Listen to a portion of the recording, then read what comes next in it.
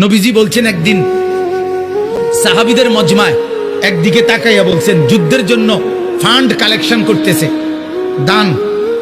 আল্লাহর নবী বলেন এদিক থেকে আছো কে? যুদ্ধের জন্য দান করবা। ওসমান বললেন দাঁড়ায়া 100 উট আল্লাহর রাস্তায় দান করলাম। আল্লাহর নবী এদিক দিয়ে হাত বাড়ায় বলছে এদিকে আছো কে? আল্লাহর রাস্তায় দান করবা। ওসমান ওই দিক দিয়ে ঘুরে এসে এনে আইয়া দাঁড়াইয়া কয় 100 উট আল্লাহর রাস্তায় দান করলাম। 200 হইল। মাঝ বরাবর হাত দেখাইয়া নবী বলছে এদিকে কে আছো?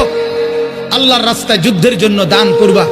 ওসমান এখানে এসে বলছে আল্লাহর রাস্তায় আরো 100 উট আল্লাহর রাস্তায় দান করলাম। 300 হইল।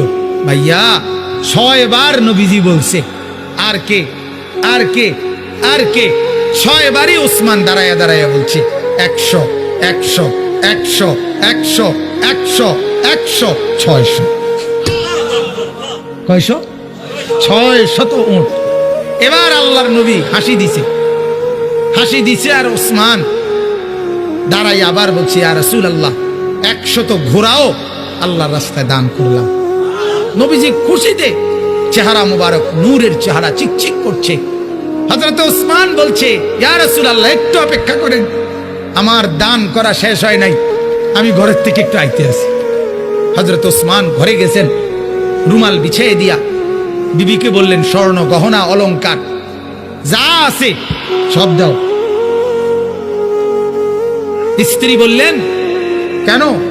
বড় কোনো পার্টি, উনি ব্যবসায়ী ছিলেন তো, বড় কোনো মহাজন বড় লেনদেন মানে বড় পুঁজি খাটাইতেছেন নাকি?